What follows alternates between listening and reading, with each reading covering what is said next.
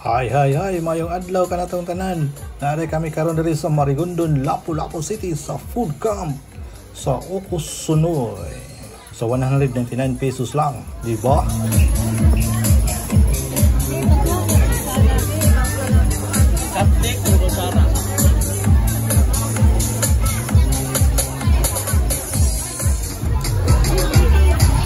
Ano ito sana?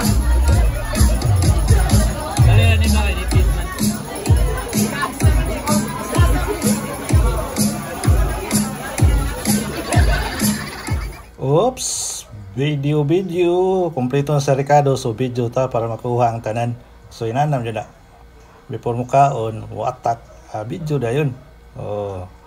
So samtang nagkaon mi, so nitukan na ang banda, so nindot siya kayo while nagkaon mo na banda nag-perform, nindot siya kayo tingog ang ilang mga singer.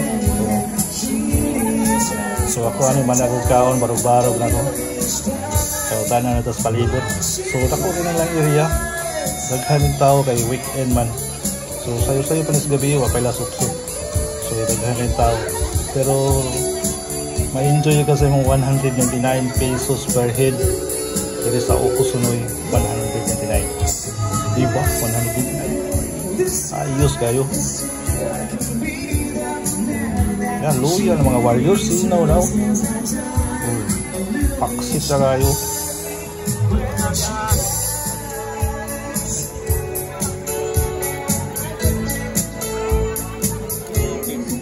Mo na ilang kuhan entrance sa food camp. That's what.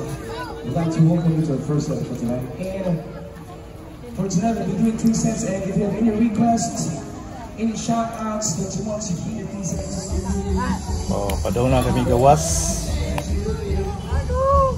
Accessible juga ini doran sa highway. Lakaw ram yana.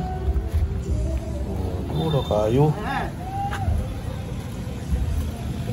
Pwede na kang sakay utuan, jeep, tricycle.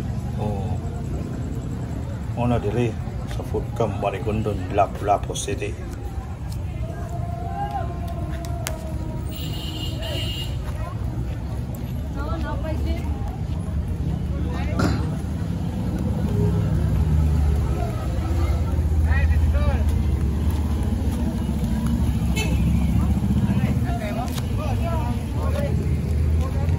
Kaya to? Likod ka pa? Oh, sa ka pa?